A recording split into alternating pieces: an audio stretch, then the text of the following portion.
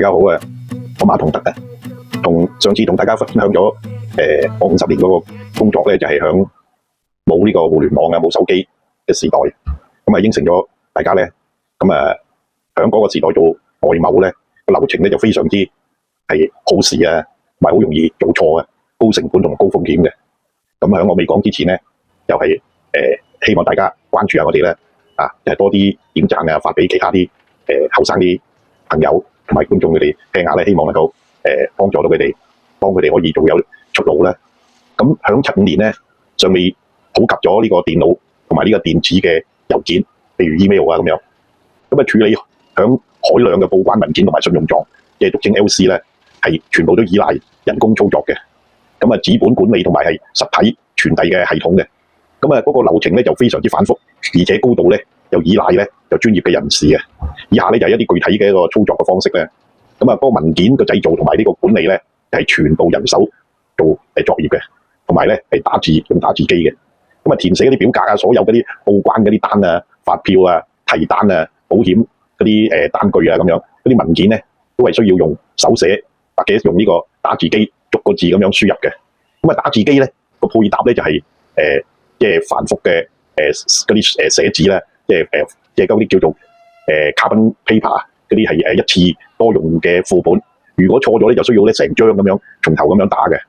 咁至於修正或者係校對咧，就係專人咁樣反覆咁核對個數據，好似嗰啲商品嘅規格啊、金錢啊或者係嗰啲條款啊咁樣。每一次錯咗就需要咧就用呢個修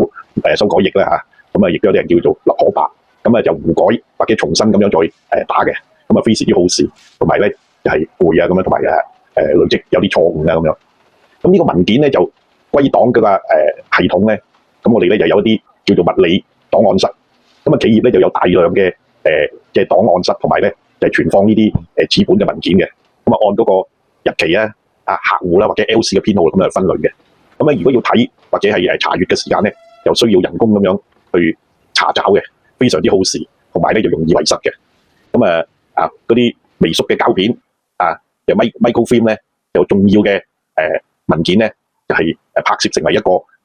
即係微縮嘅膠片，就長期咁樣保留嘅。但係製作嘅成本咧就會高啲啦，會相對較高，同埋咧係查索嗰時咧就唔係咁方便嘅。咁傳遞同埋個通訊方式係點咧？咁樣就用呢個國際郵寄或者快遞嘅。咁航空呢個郵件咧email 咧又係正本嘅文件咧，需要有提單啦、信用狀啦，亦都透過呢個航空嘅郵寄，咁一般咧需時都要5至10日嘅，甚至咧嗰個唔見咗即係遺失嘅風險咧就非常之高嘅。咁國際快遞服務咧，譬如好似DHL 咧，佢喺1970年咧就建立嘅，係一個德國公司啦，咁逐步咧就取替咗呢個郵政，但係仍然咧係需要2至3日嘅，而且個成本咧非常之高昂。咁另外一個做法咧就係電報咧就 telex， 同埋咧就傳真 fax。咁呢個 telex 咧就係透過即係電傳打字機就發送個加密文字呢個信息嚟嘅。咁又經常用響呢個信用狀嘅一個預告知primary advice 啦，同埋咧就係修改嗰個條款嘅，按字咧就係去計算嘅。咁需要簡化嗰個內容咧，咁容易咧就會有時生咗有啲歧，即係誤入歧，即係有啲會誤解咗咧嚇。咁 fax 咧就喺1970年嗰個年代呢個傳真機咧就逐漸咧就係商業用，就可以傳真蓋咗章嘅文件啦，但係咧嗰個質量咧就非常之差嘅。咁紙張咧亦都容易咧就係捲曲咗或者係唔係咁容易咁而且咧呢個國際傳真嘅費用咧就非常之高嘅。咁銀行咧同個報關個流程咧呢個 LC 信用狀咧個處理咧都係比較繁複嘅。咁開狀同埋係審單啦，咁就靠銀行嘅職員手動核對就係嗰啲單證就要符唔符合。譬如咧就係開單嘅日期啊、金額啊、條款啊咁樣，咁咧就係需要交叉比對多份嘅文件，咁亦都通常咧都要耗時幾日嘅。咁唔符合嘅又係需要咧電報聯繫修改，咁延誤嗰個交易嘅。咁人工登記嗰個系統咧，嗰個 LC 咧嗰個狀態就以呢個卡紙同埋登記簿咧就追蹤嘅。咁大型銀行咧就係設呢個專負責嘅團隊管理呢個紙簿呢個流轉嘅。咁呢個報關嗰個程序咧，咁呢個紙本嚟交呢個海關咧，咁報關咧就係又要攜帶整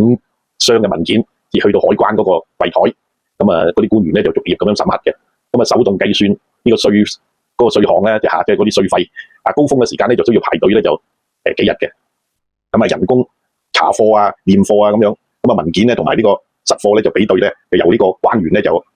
即係親自咁樣完成嘅睇住嚇。咁啊高價嘅值嘅產品咧就要開箱俾佢驗貨嘅，咁啊延長咗呢個通關時間。咁啊協助同埋嗰個風險控制啦。咁啊多方嘅人工咧就去要協調嘅，譬如出口商咧、報關行咧、船公司啊、銀行咧、進口商之間咧就要靠呢個電話啊、電報啊或者係親自咁樣面談去溝通嘅。咁啊時差同埋語言嘅障礙，通常咧就導致咗有啲誤解啊咁樣。咁啊錯誤同埋咧呢個詐騙嘅個風險咧亦都有好多嘅。咁樣文件嘅遺失郵寄嘅延誤同埋咧錯投咧，亦都可能整單交易咧就係違約嘅。咁啊有啲偽造嘅簽名咧手簽嘅文件咧就容易咧就俾人咧就模仿就係銀行咧就需要保留呢個印鑑即係有張卡咧就印鑑嗰啲叫 specimen 呢個 signature 咁樣比對嘅。咁仍然咧就難以完全咧防範嘅。咁喺效率同埋呢個成本嘅限制咧，時間成本一筆呢個 LC 嘅交易咧由開狀到付款咧就需要咧最少都要經過幾個星期嘅。而現代嘅系統咧可以縮至係幾個鐘頭嘅。人手嘅配置，大型嘅貿易企業咧就需要幾十個人咧就專職咁處理文件。例如咧一筆嘅 LC 平均咧就經過5至8個人嘅。咁如果錯誤嘅成本咧係單證咧不符合點咧就發生率咧就高至30%至50%嘅。每次咧修改咧就會延誤3至5日嘅，可能引發咧罰款咧或者交易取消啊咁樣。咁呢個資本時代嘅一個挑戰咧個變革。咁1975年咧國際呢個貿易運作咧係一場咧體力啊、耐力啊同埋係好精緻嘅考驗嚟嘅。由打字機嗰個滴答聲係到呢個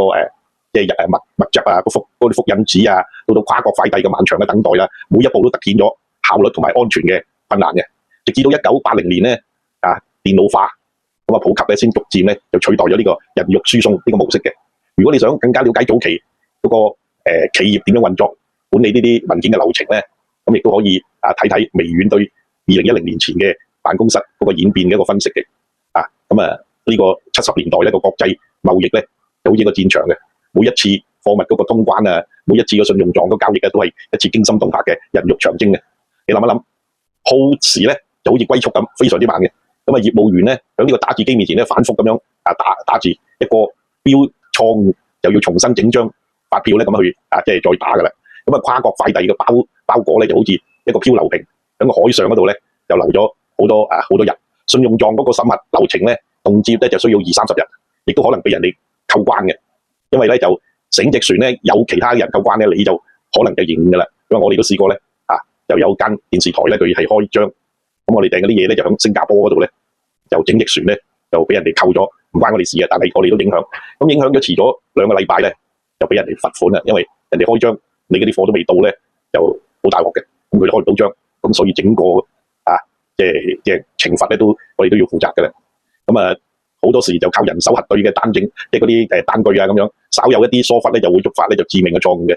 咁每一個即係有2筆嘅信用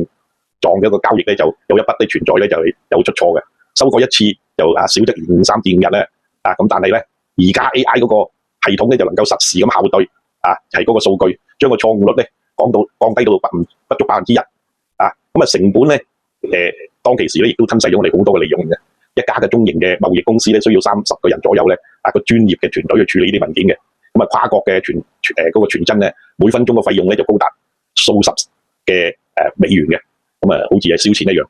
咁到而家咧就自動化咧就系統咧就不僅咧就響人工成本咧就縮細咗80%，而且咧亦都係通過區塊鏈嘅技術咧就實現咗零紙質嘅成本。咁風險咧就無處不在嘅。